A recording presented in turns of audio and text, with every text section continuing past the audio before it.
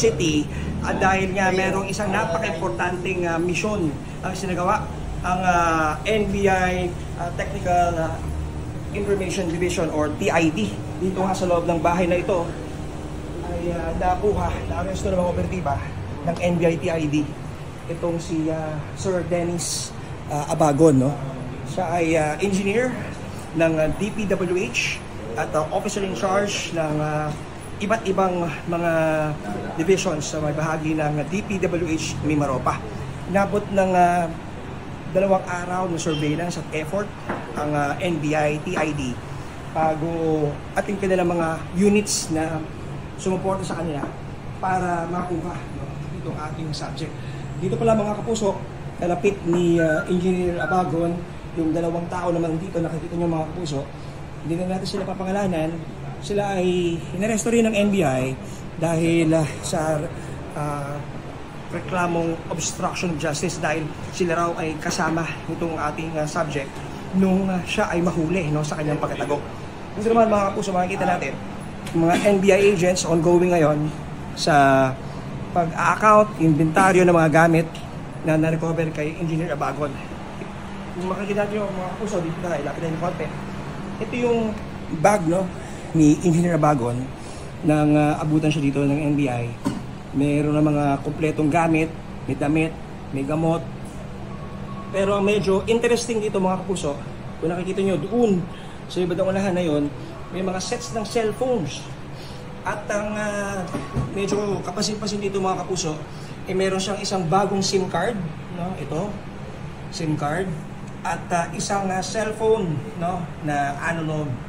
At ang sinasabi ng ating mga nakakuhang informante ay posible daw na ito ay kung tawagin ay yung burner phone or burner SIM card, no, na hindi naka-register sa kanya pero paraan para magkaroon pa rin siya ng komunikasyon sa ibang mga tao at hindi matrace, no, yung kanyang identity at the same time yung kanyang location. Nakausap natin kanina si Engineer Abagon at ang sinasabi niya ay meron na talagang dapat siyang plan daw na sumuko sa ating mga otoridad. Sang-ayon na rin sa bilin ng kanyang mga abogado. Pero eto nga, no, dumating na ang ating mga operatiba mula sa NBI TID. At pinagutos na rin ni NBI Director Lito Magno ang pag-intensify ng operation sa iba pang mga tao pinaghahanap, no, na may kinalaman sa flood control projects na inisyuhan ng warrant of arrest ng Sandigan Bayan. Ayon kay Attorney Christopher Hernandez ng NBI TID ay kanilang pinapalabas yung impormasyon na pinahayag ni Director Magno na sana ay yung panawagan na magkaroon na ng kusang pagsuko yung iba pang mga para... Ayan nga po mga kababayan, itong Engineer Magno, Engineer Magno ba to mga kababayan o Abagon? Ayan po, huli po siya mga kababayan, isa po ito sa engineer. Dito nga po, patungkol sa nasasangkot sa flood control anomalies mga kababayan. Kani-kanina lang daw po ito na huli mga kababayan, ano ho? At ayon nga po dito sa report, 2 araw po ito. 2 araw daw po itong sinurveillance nitong NBI mga kababayan. So tingnan nyo po, no ho, kung gaano po katagal. 2 araw o inabot pa. Mabuti na lang, hindi pa ito nakatakas mga kababayan. Kasi yung iba, lalo na medyo may mga kaya at mga malalaki talaga, mukhang wala na yata sa ating bansa mga kababayan, no? Kanya-kanya na po sila. Yung si Bunuan nga, di ba, wala na. Kasi wala pang warrant of arrest noon eh. Ngayon, may warrant of arrest na. Paano pa nila may warrant na ba si Bunuan mga kababayan? Yan po mga kababayan ang ating pag-uusapan. Samantala, no, mayroon naman pong isang asong ulol na vlogger at isa pong addict troll na vlogger ni BBM mga kababayan. Nagpakalat-kalat, ako po, nahuli din po siya sa video mga kababayan. Panoorin po natin ang kanyang video. At itong si General Bronner mga kababayan, tila bagang bumabaliktad na. Ito'y question mark mga kababayan. At napapaisip po tayo rito, sa anong paraan, sa anong dahilan kaya kung maaaring bumaliktad itong si General Bronner. Tandaan po natin mga kababayan ha, una, itong si General Bronner talaga naman, kita nyo naman kung paano po siya magsalita. Talagang marami na ang nakikiusap sa kanya na tawag nito, panindigan niya yung konstitusyon, no? At sa taong bayan siya, ngunit parang iba ang kanya sinasabi. Buhay na mga kababayan, papanoorin po natin yan mismo po sa isang general din po na nagsalita dito mga kababayan. Ano ho? At yan po ang inyong antabayanan sa buong video na ito. Huwag po kayong aalis sapagkat may malalagot po, may mananagot na naman na isang troll vlogger ni BBM mga kababayan sa videong ito. At hahambalusin po natin ang bugok na ito mga kababayan sapagkat matindi po ang kanyang ipinakalat na fake news. Mga kababayan, sa ngayon pa lang po nakabisita sa aking channel at sa lahat po ng mga regular viewers ko rito, maraming salamat po sa inyong walang sawang pagsubaybay, panonood sa ating mga video at yung iba mga nagsishares pa. Maraming salamat, malaking bagay po ang inyong ginagawa para sa channel na ito. Kung naiibigan nyo po sa hindi pa subscribers, kayo nang bahala kung gusto nyo mag-subscribe para lagi kayong ma-update pa po sa mas marami pang mga katulad nitong video mga kababayan. Eto, diretso na po tayo sa atin pong pag-uusapan. Mayroon po tayo rito napanood na video. Nagtitrending na po itong video ni General Macanas mga kababayan. The end is near. General Bronner nagsalita na versus corruption. PBBM admin. Ayan, ito po ang post ni General Macanas. Panoorin po natin ang isang magiting na general. At hinahangaan ko po ito si Sir Johnny or Johnny Macanas mga kababayan. General Macanas. Panoorin natin kung ano po ang kanyang sinasabi patungkol dito sa kay Bronner. Magandang araw mga kaibigan.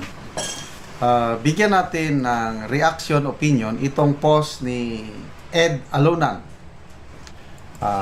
Ipinost niya, isinare niya ang statement ng Armed Forces of the Philippines Chief of Staff General Bronner. So basahin ko ha. We in the AFP are also against corruption. Pahayag ng Chief of Staff, sila sa mga kasundaluhan, laban din sila tungkol sa korupsyon. Yun. Wow! Ang gandang pakinggan, ano? Tama. Tutol kami. Lalabanan namin ang korupsyon. Against, kasi kalaban eh.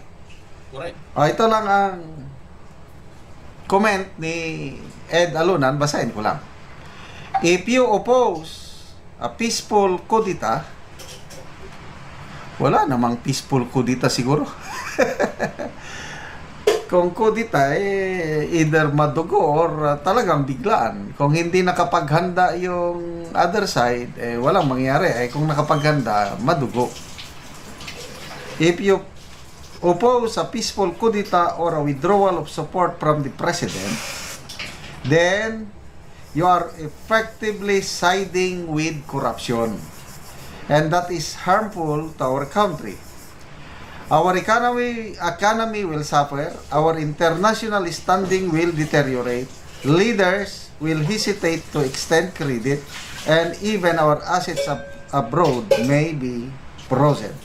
This is hateful. Yan, opinion lang yan ni Ed Alunan. Okay, ako naman. My take on this, whole AFP lang muna, yung rank and file muna. Nag-observe yan at alam nila ang nangyari. May nakakausap akong mga active members of the AFP. Kamag-anak ko pa nga yung iba. Nilalabas nila yung kanilang sentimento. Kung kami-kami lang nag-usap, talagang galit. Sino ba naman ang gusto ng korupsyon? Yun mga kababayan ha, tinan nyo ha, mga kamag-anak ni General Macanas, dati rin po ito kasi si General Macanas mga kababayan. At na-experience niya rin yung 1989 ba yun, yung kudita? Na-experience niya yan mga kababayan, sundalo na siya dyan noon. Di ko lang alam kung ano nang ranggo nyo, Sir General Macanas. Ano na bang ranggo nyo dyan, sir? Affected din sila. So, in a way, itong statement ng Chief of Staff na we in the armed forces are also against corruption, in a way, totoo kasi yan ang sentimento ng rank and file. Yun. Talamak ang korupsyon. No, yung survey ng Pulse Asia, yung latest, September ata inilabas, kinandak. 97% of Filipino Filipinos, yung respondents, nagsabi na talagang talamak ang corruption sa bansa ngayon, 97%. So, yun na yung general sentiment. Hindi lang mga men and women in uniform, taong bayan, hindi na mo na maitatago yung grabing talamak ang corruption. May nabasa akong post kanina, statement ni former Budget Secretary Florencio Butz-Abad, panahon ng Pinoy administration ito. Grabe, sabi niya, nagsimula itong budget insertions noong 2023 pa. Kasi yung 2022, pag upo ng administrasyong Marcos, tapos na yung budget. Kaya sinimulan nila ang mga budget insertions 23, 24, 25. I don't know ngayong 2026 kung nakasingit pa rin sila, parang meron pa rin. Ay, nako. So, estimate ni former Secretary Butz-Abad, aabot ng 2 trillion pesos ang mga budget insertion kung lahat ng departamento pag-aaralan mo. Hindi lang kasi DPWH flood control ang may budget insertion, halos lahat. Kaya ngayon, nabubulgar na. Ang dilema ngayon ng AFP leadership, leadership na, katulad ni General Brown, ano ba? Anong gagawin nila? So, he ruled out, no kudita. And I agree. It will not be good for our country for a kudita dahil nasubukan na noong Cory Aquino administration, I think 9 kudita, at sa kasamaang palad yung bloodiest kudita yung December of 1989, napasama po ako doon. And sa experience ko, it's not good for soldiers, for civilians, for the whole country. Kaya grabing pagbulusok ng ekonomiya natin dahil sa mga kudita. Ayoko nang mangyari yun. So, never, kudita is not an answer. So, anong gagawin ng AFP? Hindi sila magkukudita. Ang iba naman sinasabi na withdrawal of support. Depende na yan sa leadership. At tingin ko, hindi nila gagawin yon. Non-political kami, sinasabi. Hindi kami makikialam. Problema yan sa politika. Kami, dito lang kami. Nagmamasid lang. So, dyan ngayon, nagkakaproblema dahil parang walang ginagawa ang AFP sa problema ngayon. So, bahala na to me, bahala ko na lang sa Diyos ito. Kasi I believe God is in control. Rally, yes! Tuloy-tuloy lang rally, basta peaceful rally. Huwag lang tularin yung rally na nangyari sa Nepal and Indonesia. Again, that's not good for us. Rally, tuloy-tuloy ang rally. Dahil sa kararally, yan, apektado ang ekonomiya. Sa mga sunod-sunod na pasabog, saldi ko, Senator Aimee, ang mga pasabog, balitang-balita yan sa international community. Alam nila kung ano. Kaya, ang nangyari ngayon, investors' confidence, halos zero. Sino pa ang gustong mamuhunan? Wala na. Kaya, pabagsak talaga ang ating ekonomiya, and God save the Philippines. Pangulo magre-resign? Tingin ko, never. Tatapusin niya ang kanyang termino hanggang 2028. Ang nakakatakot dyan, may mga post akong nababasa na i-extend daw ang term ni PBBM beyond 2028. Yun ang delikado. So, to me, ako, pabayaan ko na lang yan. Nakapagtiis na ako ng 3 years. Magtiis na lang ng another 3 years. So, ang AFP ngayon nasa dilema. Dahil kung gagawa sila ng kakaibang hakbang, natatakot, baka maapektuhan ang ating bansa. Ngayon, wala naman silang ginagawa. Patuloy pa rin ang pagbulusok ng ating ekonomiya. So, kung anong mangyari sa ating bayan, to me, pinagdarasal ko na lang ito sa kamay ng Panginoong Diyos. Salamat mga kaibigan sa inyo. Ayan mga kababayan, sinasabi dito ni General Macanas, ano, ako man, no, naiisip ko, nagtiis na rin tayo, napagtiisan na natin ang 3 years. Yan na lang natin ito, itiisin na lang din natin ito, ilang taon na lang din naman. After all, si Tatay Digong, si VP Inday Sara, sinasabi rin nila, patapusin niya yung termino niya, di ba? Kasi wala talaga patutunguhan, kung hindi talaga sa maayos at mabuting paraan para bumaba, unless kung mag-resign si BBM, yun. Matik si VP Sara.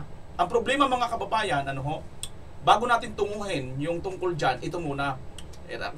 Reaksyonan ko muna.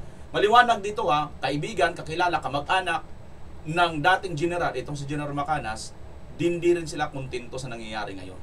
Galit din sila sa nangyayari ngayong korupsyon. No? At ako naniniwala ako mga kababayan, kasi may nakausap din po akong isang active captain siya, captain. Talagang lumalaban siya din sa parting Mindanao. Nakaraang buwan lang nakausap ko ito, kapitan. Talagang nakikipagbakbakan sila. Talagang lahat sila halos ang kanilang yung mga nasa mabababang ranggo, talagang ano sila, ang mga Duterte talaga. Maganda kasi talaga ang ipinakita na ano ng Duterte, no? Minalasakit sila noong mga panahon na yun, maayos ang pagmamalasakit, pantay-pantay lahat. Hindi lang yung mga matataas lang na kinabang, mga kababayan. So, yan ngayon.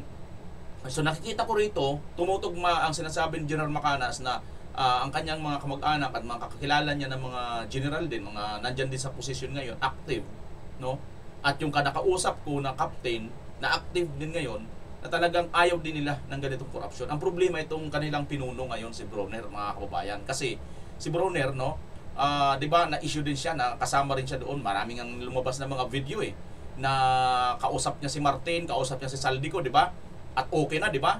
Di ba maraming mga naglabasan ng mga video niyan? Although tinatanggi ito ng AFP ni Bronner, pero may bilyon-bilyon na insertion din na papunta rin sa kanila, di ba? So itong mga ganito mga kababayan na mga project na yan, no, hindi naman itatanggi yan kasi andyan naman nakasama naman yan sa kasi inaprubahan daw yan ng Congress, di ba? Andun yun mga kababayan. So ngayon, ang problema natin to si Bronner nga, di ba? Paano babaliktad si Bronner? Ito ang matindi mga kababayan. Ang ating nasagap, ang pinakamatindi, hindi natin alam kung gaano ito katotoo pag nagkataon mga kababayan. Naalala niyo itong mga binabanggit ni General Macanas, di ba? Yung rally-rally. Nga pala mga kababayan, sa hindi pa po nakapag-subscribe kay General Macanas, yung kanyang channel po ay ito, The General's Viewpoint, ang kanyang channel, no? Ayan, paki-subscribe niyo po, kaibigan nating General. Napakabait po nitong General na ito mga kababayan. Mayroon po tayo nakitang post. Naalala nyo, di ba? Ito mga rally sunod-sunod. At naalala ninyo rin yung nung nakaraan lang na sinasabing itong si Bronner, di ba? Hindi si Bronner, itong si pangalan nito, itong si Ramon Ang, yung may-ari ng San Miguel, ay i-reset daw ng militar at si Bronner ang pauupuin nilang presidente mga kababayan. Si Ramon ang caretaker. Mga kababayan. Mayroon tayong nakita ritong post, no? May nakita tayong post dito ni Sir Jason Sa. Sa gagawing rally ngayon, tingnan nyo po, sabi rito ni Sir Jason Sa, totoong pakulo nga ba ng mga dilaw, pink, lawan, obispo, oligarko at komunista ang November 30 rally para agawin ang gobyerno? Nagtatanong siya dito mga kababayan, pansinin ninyo, ang pupunta po dyan sa rally, mga kababayan, sa November 30 ay mga dilawan, pinklawan, obispo, oligarko, komunista. Di ba mga kababayan? Kasi tingnan nyo naman, kung hindi sila komunista, sila talaga mga original yung mga makabayad black, di ba? Sila yan. So ang tanong dito, gaano katotoo kaya ito mga kababayan na pakulo talaga pala ito na mga dilaw at mga pinklawan, obispo at ng mga komunista. At ang matindi mga kababayan, oligarko. Di ba nga mga kababayan, ang oligarko at itong mga dilawan, itong mga komunista at mga obispo, magkakasundo nga ito. At ano ito mga kababayan? Ang sinasabing reset. The real test for the AFP is about to begin. On November 30, we will finally see whether the AFP stands with the Constitution or with those pushing on extra-constitutional shortcut to stop the rightful successor. Ito ang nakakatakot mga kababayan. Post po ito ni Rob Rances sa Facebook 7 hours ago. Basahin lang po natin mga kababayan ang kanyang sinasabi dito. No? AFP is about to face the biggest test, its constitution loyalty. 4 weeks now, mga isang linggo na, no? Or mga isang linggo na lang mula ngayon, may mga bulong-bulungan ng Transition Council, Caretaker Government at Resign All Movement na malinaw na sumusubok, umiwas, lumihis o lumagpas sa constitutional line of succession. And with the November 30 protest being framed by certain political factions as a way to reconfigure leadership outside the VP, the danger becomes obvious. Some actors want an unconstitutional shortcut. Mga kababayan, shortcutin pala nila itong ating konstitusyon na ano yon. Instead na si Vice President Sara Duterte ang humalili dito kay Marcos Jr. kung hindi na siya pupwede or kaya mag-resign na siya at wala nang kakayahan, ay gagawin nilang shortcut. At ito yung November 30 na ito na di umano, nagtatanong nga rin si Sir Jason ay mukhang funded yata ito ng mga oligarko, komunista, Penklawan at Dilawan, mga kababayan. No? Pero, ito na. But the 1987 Constitution is unambiguous. If the President resigns, become permanently disabled, or is removed, the Vice President automatically becomes President. Yun naman talaga mga kababayan, di ba? No committee, no junta, no transition council, no caretaker group, no political negotiating table. Automatic, self-executing, non-negotiable.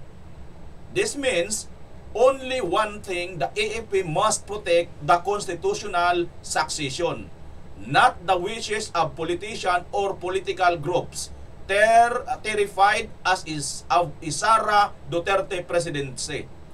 Because under Article 2, Section 3, the AFP is the protector of the people and the state, not the protector of the politician, business interest, or power blocks trying to rewrite the Constitution by street pressure. Kalsada daw, street pressure mga kababayan. At wala ring ambiguity under Article 7, Section 18, the AFP must follow lawful civilian authority, which upon a presidential recognition of removal is the Vice President, like it or not. That is their mandate, their oath, their duty. So now, is the AFP loyal to the Constitution or the faction pressuring them to bypass it? Nagtatanong will they uphold the line of succession or will they tolerate attempts to install an extra-constitutional transition council, a caretaker junta, or any structure na hindi pinag-utos ng konstitusyon?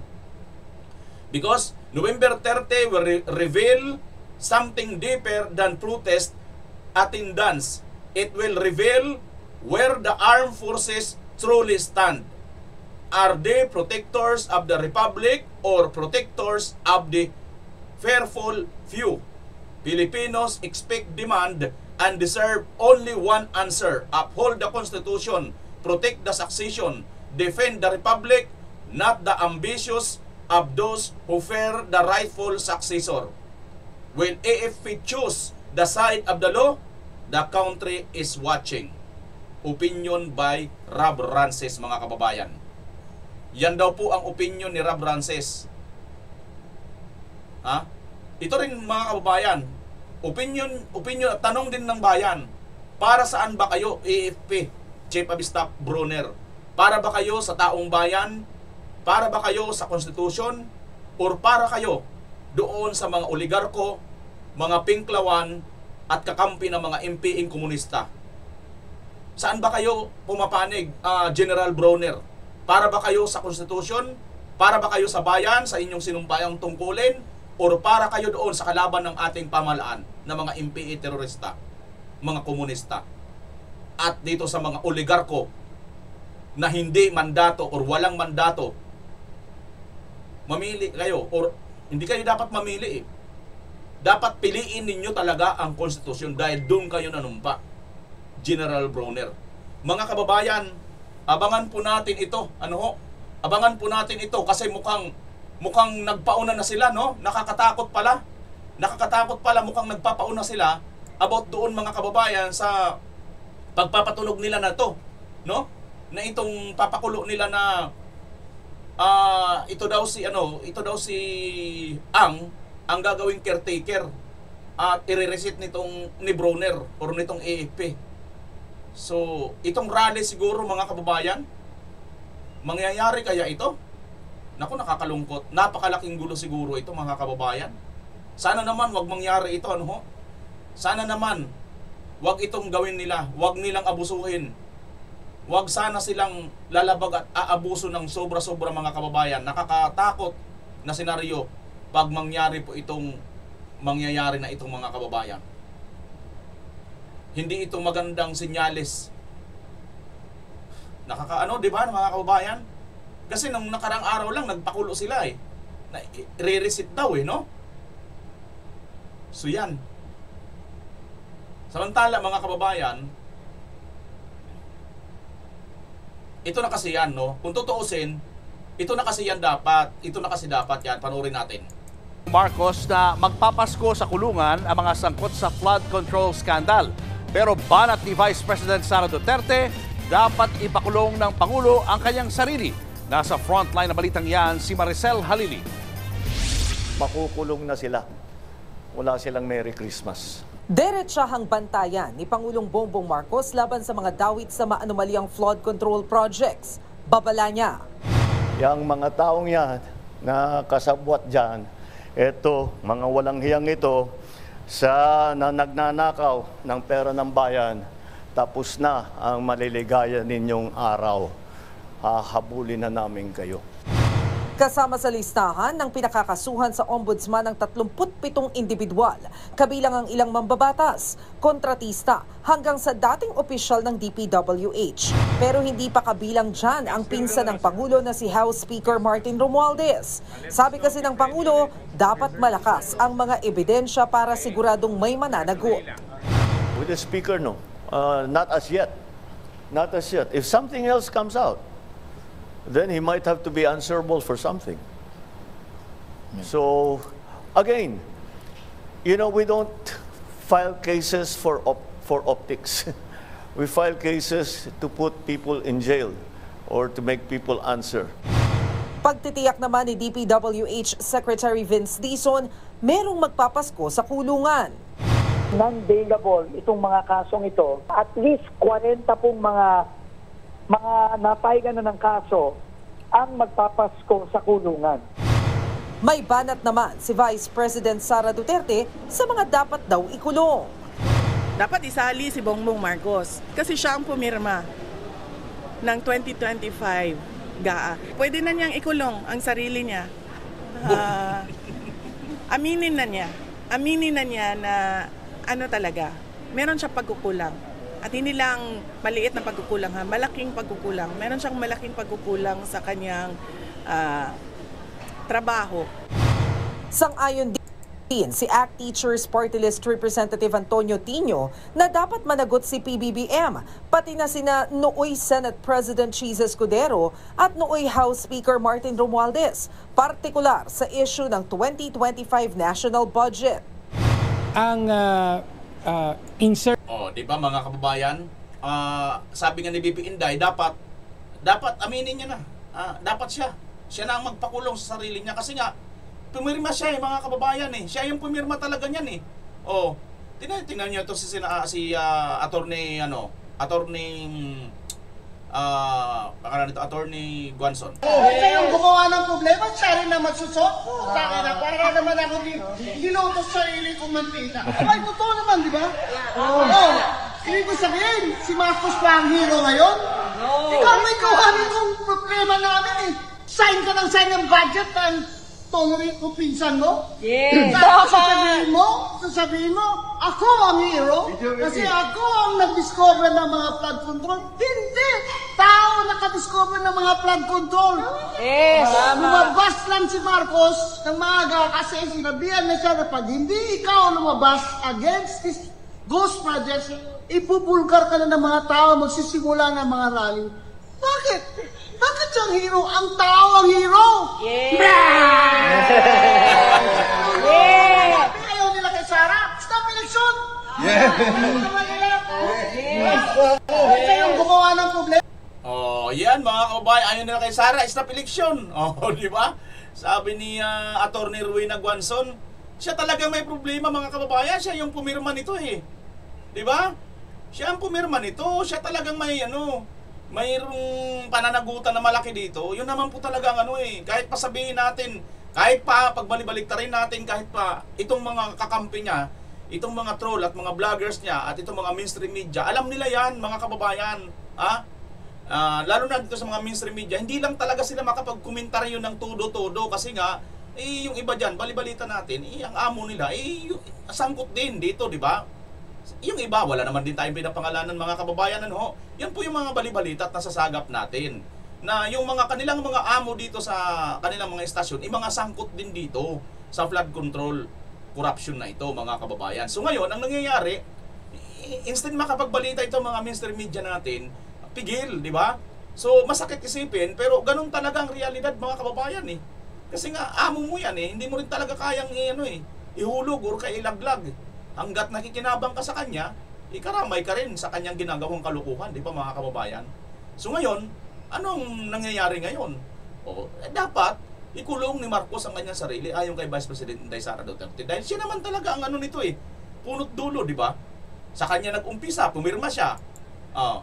Sa kanya nag-umpisa yung budget, pagdating ng huli, pinirmahan niya, mga kababayan. Ang problema naman ng taong bayan ngayon, bukod sa mga mainstream media na tahimik na mga kababayan, medyo ang hirap na talaga kasi ang rason lang ng mga mainstream media, sasabihin lang nila kailangan verified muna, kailangan muna yung isang balita. Kamukha nung naalala nyo mga kababayan, naalala nyo itong si Congressman Toby Chanco, naalala nyo yun? No? Si Congressman Toby Chanco, di ba? Sa issue naman sa impeachment kay Vice President Sara Duterte, di ba? Ang sinasabi ni Congressman Toby Chanco ay ang mga pumirma na mga congressman dito sa impeachment kay Vice President Sara Duterte ay tumanggap ng 150 milyon. Isang napakalaking akusasyon at aligasyon ng isa ring kapwa nila congressman, mga kababayan.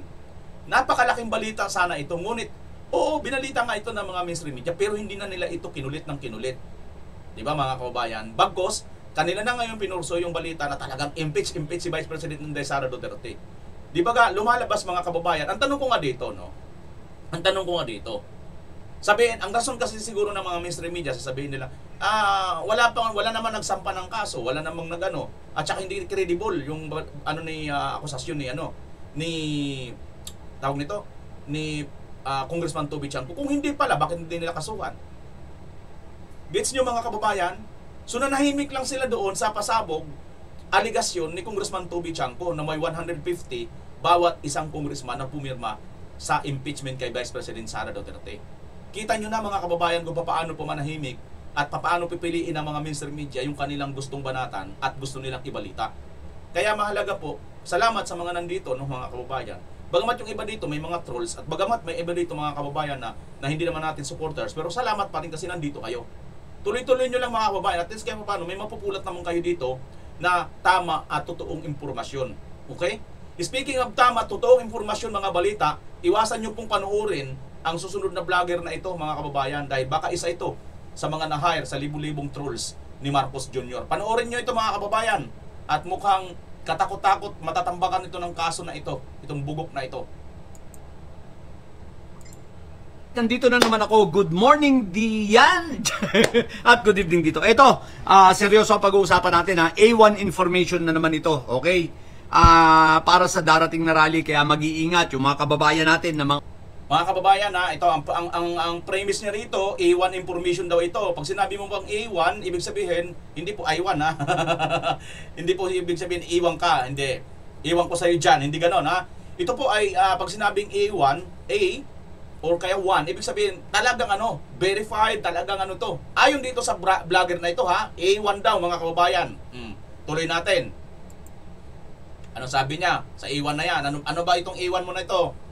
Osyusero at Osyusera, wag na kayong pumunta. Wag kayong ni mapadaan sa rally, mag-iingat kayo. Bakit? Anyway, alam na ito ng PNP, alertado na rin sila rito, okay? Alam na daw po ng PNP itong rally ha?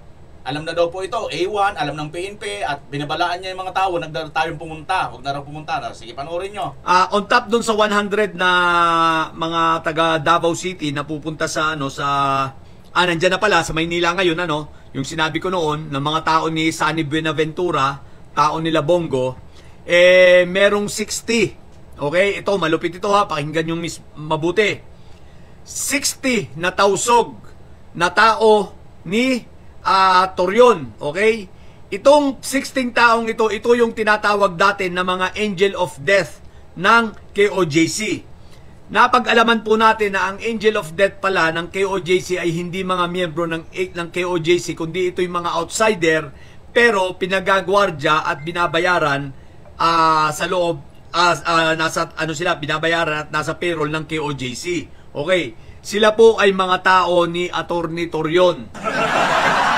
Itong angel of death na dating nababanggit so sila po ngayon ay nandyan na sa Maynila. 60 katao ito, 60 mga tausog. So ngayon sila ay hahalubilo, okay? Sila ay reinforcement nitong mga ISIS nga, reinforcement sila na ang layunin nila ay gumawa rin ng gulo. Ngayon ito ay gagawin nila sa pagdating ng pagmamarcha. Hahalubilo po sila sa tatlo. Halubilo sila sa KOJC, halubilo sila sa anong pangalan nito? JIL at sa INC. Pero ito mag-iingat rin yung mga nasa Akbayan sapagkat may natanggap rin tayong info na gusto rin nilang infiltrate ang ang Akbayan, okay? Sapagkat malaki ang galit nila dito kay Congressman Chel Jokno. So ang gusto nila makagawa ng gulo na ibintang din ay sa Akbayan. Kung ano ang mga strategy nila, hindi ko alam kung anong gagawin. Kaya sa Akbayan, mag-iingat kayo, tingnan ninyo at kilalanin ninyo ang hanay ninyo.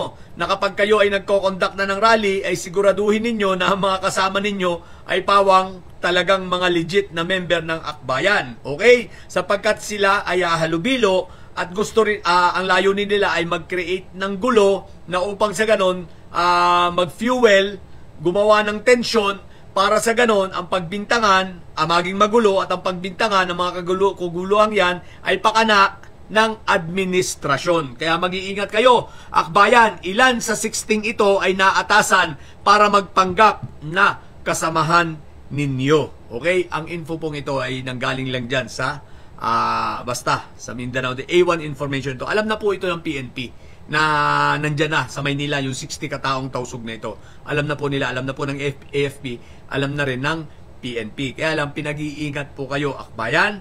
Yung INC, pinag-iingat kayo. Maaaring hindi ninyo alam ang move na ito. Hindi ko alam kung alam ng pamunuan ninyo ang galawang ito. Hindi ko rin alam kung alam ito ng JIL, hindi ko rin alam. Pero kay OJC for sure. Sapagkat alam ito si mga tao ito ni Torreon. So mag-iingat kayo mga kababayan, yung mga nasa Maynila mag-iingat kayo. Mayor Isko, paki-monitor mo po ang galawang ito.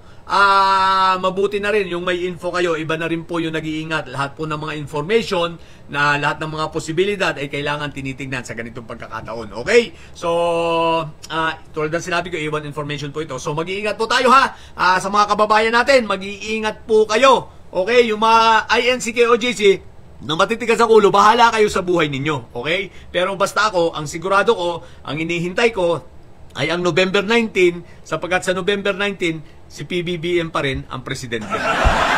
Sigurado yan. Kahit anong pagbubulo ninyo, hindi kayo magtatagumpay. Okay, so yun lang po. Sa mga bobong didilis dyan, aking ina nyo, manatili kayo mga bobo at may sayad, sapagkat ang may sayad ay laging high blood. Bye!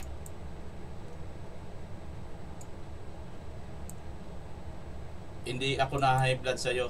Naawa ako nga sa'yo eh. No? Kasi unang-una, ito ha, mga kababayan, ito po yung maliwanag na ito pong Marcos administration, ha? Talagang marami po talaga silang binayaran ng mga tao, mga troll, mga vlogger, influencer. Ito na po ang isa sa patunay. Una, mga kababayan, sinasabi niya, ito daw pong information niya ay A1 information. Ano ho? A1 information po ito. At ano yung A1 information niya? Mayroon daw pong angel of death na mga tausog. Ilan yung sinabi niya, mga kababayan? Oh, di ba? 30 or 100 or 60? Kung ilang katao yan, napupunta at makikahalubilo. Tapos mayroon pa doon sa akbayan. May dating ng pananakot. Ingat kayo at wag na kayong pupunta sa mga rally na yan. Maliwanag na katarantaduhan, kagaguhan, asong ulol ang pinagsasabi nitong taong ito. Bakit mga kababayan? Hindi po ako na-high-blood ha.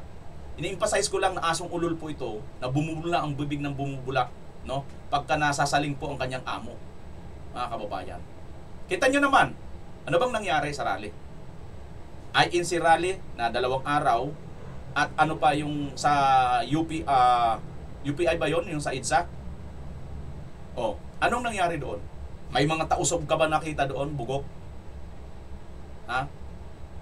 Mayroon ka bang nakitang gulo doon? Isa man sa rally na yon. May nakita ka ba? Kundi ka nuknukan ng fake news, mga kababayan, tulungan nyo po ako paki-mass report natin tong gagong ito. Ito ay maliwanag mga kababayan sa isa, ha? Isa ito sa talagang hired, binayaran, ha? At hindi ko po yan bintang mga kababayan. Mismong si BBM may sabi na nag-hire siya ng mga libo-libong trolls plus social media. Ano ba itong ano niya, vlog niya? Facebook man or YouTube? Ano ba ang ibig sabihin? Ano ba yan? Social media, mainstream media? Binanggit ni BBM, nag-hire siya ng mga social media at mga libo-libong trolls. Magkano ang tanong? Magkano or ilang malita kaya ang napunta dito sa bugog na to, mga kababayan? Di ba? Sipin nyo ganyan po ito mag-fake news pero pinapabayaan po. Pero kung tayong mga andun na kagad si anti-nuclear, mga kababayan. Andun na kagad yung PNP, NBI, pati pa yung AFP, di ba? Sama-sama sila. DILG, sama-sama sila. Biruin mo, magsumigaw lang ang tao na BBM resign. Sedition na yon. Alam mo, hindi ko alam kung nakakahawa ba mga kababayan yung pag-addict, pagdodroga na sinasabi ni Senator Amy dito sa kanyang Kasi parang hawa-hawa sila mga kababayan. Ito kaya mga kababayan, hindi rin kaya ito addict? Hindi, nagtatanong lang ako Brad. Nagtatanong lang ako. Kasi kung matino ka, hindi mo sasabihin yan eh. Kasi napakadiretso mong sinabi na talagang A1 information ito. Ibig sabihin talagang totoong impormasyon mo ito. Pero tanungin mo nga si Mayor Isko, wala naman akong nakita at narinig. Kasi ako may mga kaibigan akong Manila vlogger dahil dati rin tayo Manila vlogger Wala akong nakita mga kababayan na may gulo ang INC dyan na nagrally. Ganon din naman sa EDSA, wala rin akong nakita at narinig. Baka mga kababayan, tayong mga nakapanood, ayun ko baka kahit nakapunta ako, although hindi naman ako nagpakita, nandun lang ako sa gilid-gilid, baka hindi ko nasagap mga kababayan. Kayo ba? Mayroon bang nagkaroon ng gulo, riot dyan? May mga tausog ba? Na mga sinasabi nito? Na angel of death daw? Na sinasabi nitong bintang na to? Napaka-discrimination pa nga nito Di ba? Sa ating mga kababayan na mga tausog. Alam mo mga kababayan natin mga tausog, sana mapansin ninyo itong video na ito. Bigyan nyo rin to ng leksyon. idemanda nyo rin ito mga kababayan. Sa bagay, didemanda na siya ni Attorney Torion mga kababayan. Pero bago siya idemanda ni Attorney Torion, patunayan ko muna sa inyo na si BBM may pakana nito malamang mga kababayan. At mukhang hawa-hawa talaga sila. Tanong ko lang sa iyo, Brad. Nawaan ka ba ni BBM sa pagsisinghot din ng illegal na pulburon? Kasi 'di ba sabi ni Senator Amy, adik, umaga marijuana. Ano pa ba? Tanghali, shabu, cocaine, kung ano. Ikaw, Brad, ano bang nasinghot mo? Alkitran, spalto, utot ng demonyo? Di ba mga kababayan? Kasi yung lumalabas sa bungangan nito, galing sa kadiliman galing sa demonyo mga kababayan Ano kaya nasinghot nito? Ha? Grabe mga kababayan. Isang maliwanag na napaka-fake news itong hayop na to. Hindi to tao mga kababayan Hayop. Hayop lang naman Alam mo, kung hindi ka bangag, kung hindi ka adik, kung matino kang pag-iisip, hindi mo masasabi ang ganyan Pero mo, diretso sasabihin mo, this is A1 information. A1 talaga. At alam na ito mga pulis. O mga pulis, alam nyo na raw to. Biruin nyo. Mga pulis, tutulog-tulog pala kayo sa pansitan, mas alam nito Ito na kaya ipalit ninyo kay Tore. Kung matino ka, kung matino ka, hindi ka galing mental, wala kang certificate sa mental, Brad. Kasi mga vlogger na BBM, may mga yung iba may mga certificate sa mental, mga kababayan May kilala ako Kilala nyo ba yon yung may certificate sa mental? Kilala namin yun. May certificate sa mental. Ito naman, mayroon niya ito certificate sa mental. Ngayon kung wala, lahat dyan, baka nahawaan ito ni BBM, mga kababayan.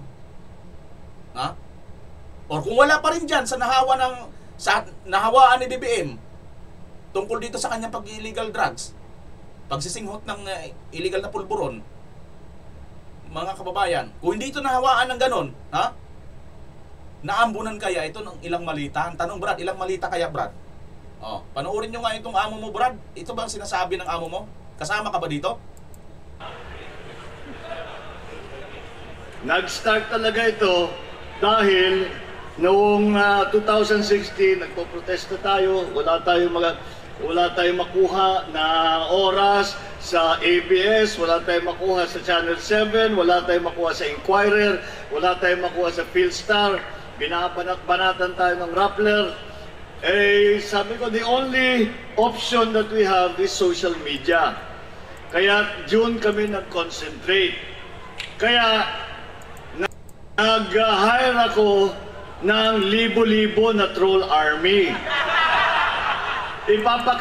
Yan na, libo-libo na troll army. Balikan mo ang troll army. Bago troll army, ano pa? Concentrate. Kaya nag-hire ako ng libo-libo na troll army. Sabi ko, the only option that we have is social media. Yon. Brad, ang option na lang daw ng amo mo ay social media. Kasama ka doon, Brad. Magkano ang bayad sa'yo, Brad? Diretsahan tanong, Brad, magkano? Di, amamin ka na lang, Brad. Kasi si Saldi ko naglalaglag na Nilaglag niya ang ilang to? 51, 52 na listahan. Wala kaya ta doon, Brad Baka naman lang. Baka Talyano Gold lang ang inano sa'yo. O galing doon sa Saan ba galing ang binayad sa'yo? GSIS? Sa PhilHealth? O doon sa Gold Reserve ng Pilipinas na bininta ni Marcos? Saan galing, Brad? Magtapat ka na para magkaalaman na ba? Hindi, nagtatanong lang ako, Brad Hindi ko po ito sinasabing doon talagang yon Tinatanong lang kita, Brad. Kasi napaka-fake news mo Yung iwan information mo, ano lang nangyari doon? Nagkatotoo ba? Mga kababayan, paki-mass report pa natin itong pangalan na ito. Ito po ang kanyang profile, Alfred Mark Guzman. Report nyo po ito, mga kababayan, at napaka-fake news. Ayan po, fake news na vlogger po ito. Pinoy Canada, nasa Canada daw yata ito, mga kababayan. Tulungan nyo po ako. I-report po natin ito kasi ano po ito, mga kababayan. Isa po itong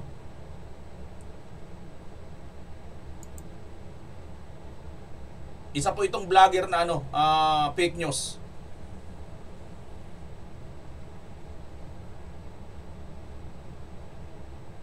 Nasaan na ba yung ano nito? Fake news vlogger. Asan na yung video kasi kanina? Hindi ko makita mga kababayan. Saan ba yun ha? Ayan. Mamaya na muna. Ito muna mga kababayan bago ko i-report. Basta tingnan nyo na lang yun mga kababayan. Ito po si Atty. Torion. Panoorin natin to si Atty. Torion. Permissible yan, 12 years and 1 day to 20 years. Of course, nandyan ka sa Canada.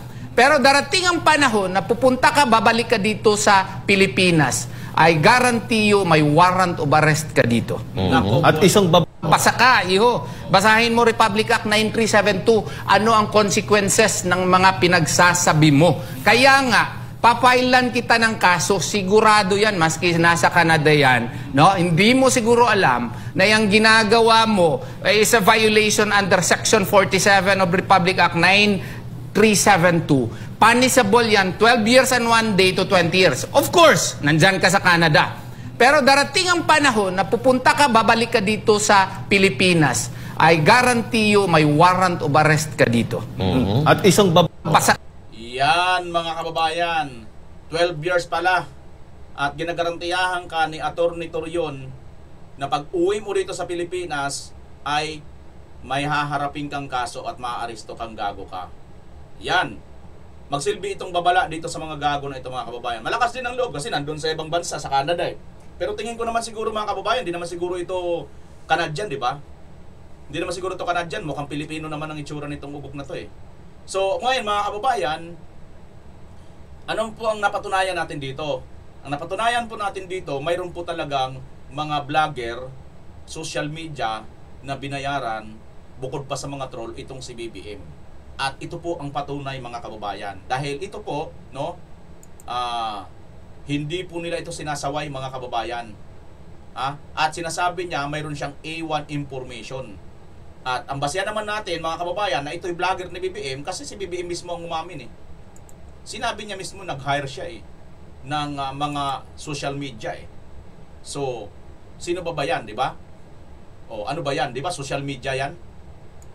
So, maliwanag mga kababayan na itong bugok na to, bayarang vlogger at fake news vlogger ay hihimas-rihas din to.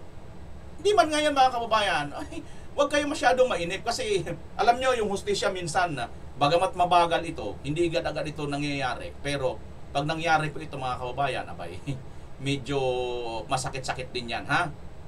Boy, kaya nagandanda ka na boy. Huwag ka na lang magpa-extend ka na lang ng isa ng kontrata mo.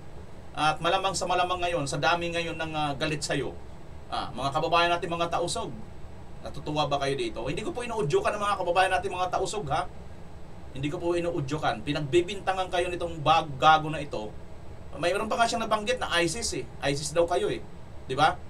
So, mga kababayan, abang-abangan na lang po natin. O, kita nyo ito. Wala naman pong nangyari. Torion ang akusasyon. Wala pong katotohanan itong sinasabi niya. Nagbabala ang Kingdom of Jesus Christ na sasampahan nila ng kaso ang isang vlogger sa Canada dahil umano sa pagpapakalat ng paninirang impormasyon laban sa grupo at sa kanilang legal counsel. Si Daniela Paulita magbabalita.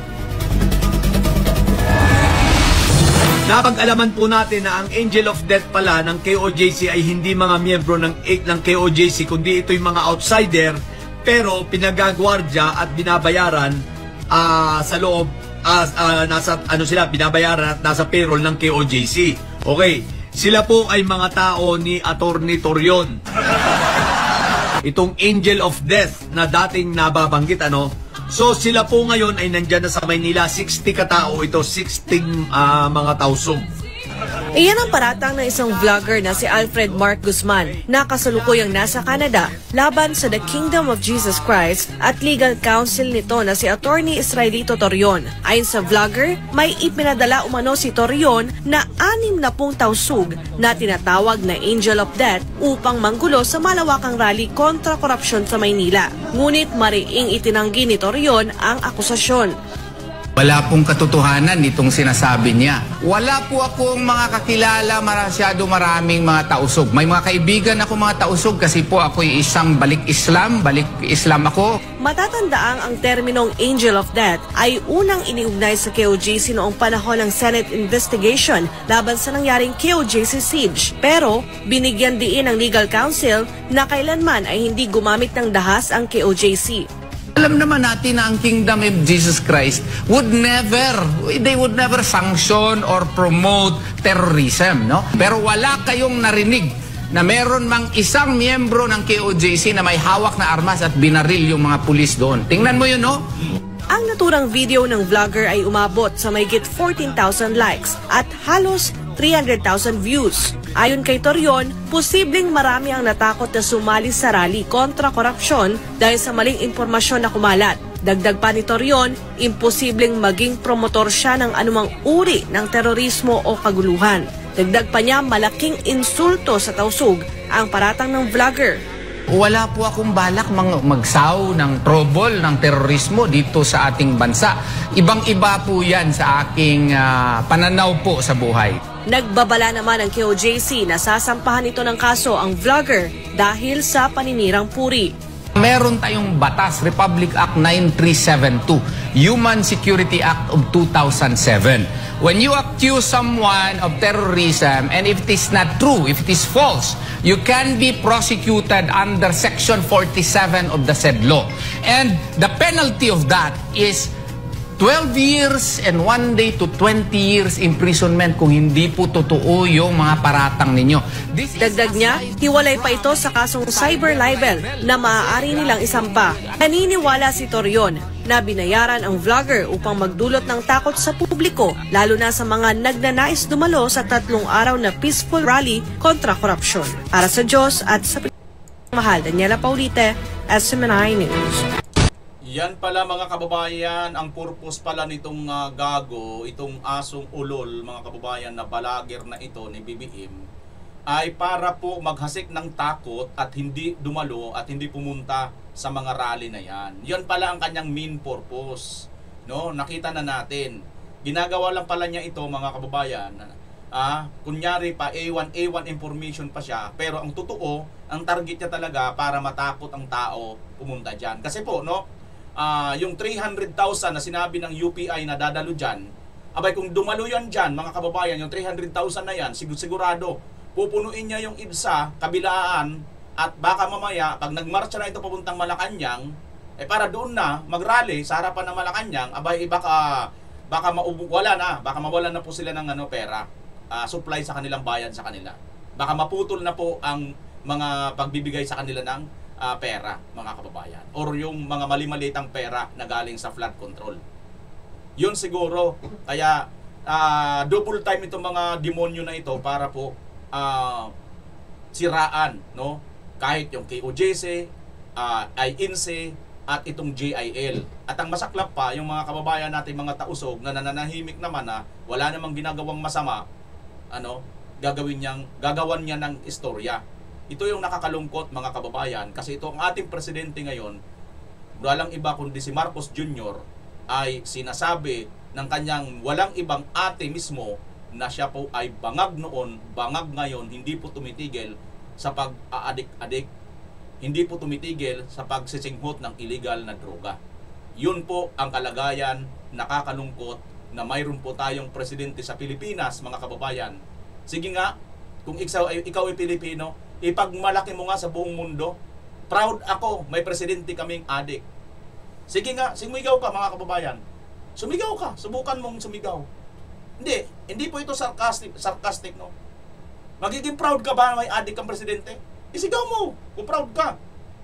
Dito man sa taong ito, kung hindi ka adik, kung hindi ka rin drogista, sumigaw ka nga, proud ako dyan sa Canada, sabihin mo dyan sa Canada, proud ako. Ang aming presidente sa Pilipinas, bangag. Nakaka-proud. Sige, sumigaw ka lang. Di ba? At mga supporters ni BBM, sige, sumigaw kayo. I love BBM dahil adik. Sigaw nyo, proud nyo. Total supporter kayo, di ba? Kasi kami, proud kami kay Tatay Digong eh. Ha? Di ba mga kababayan? Ayan po, maraming salamat. sa mga nakarating sa dulo ng videong ito. Naway naunawaan po ninyo at naway mayroon po kayong napulot na kaalaman patungkol po dito sa ating video na ito. At sana iwasan nyo po ang manood sa katulad po nitong mga vlogger na halatang binayaran lang po, walang iba kundi ang nag-hire po sa kanila. Ito mismo umamin ang itong bangag na presidente, mga kababayan, kundi si BBM.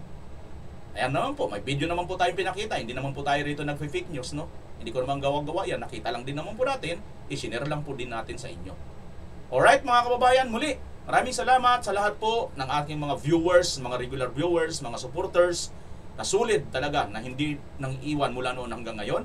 Plus kasama na rin po mga kababayan ang mga ngayon pa lang nakabisita sa ating channel. Maraming salamat, ingat po tayo, Pilipinas as always. Bye-bye!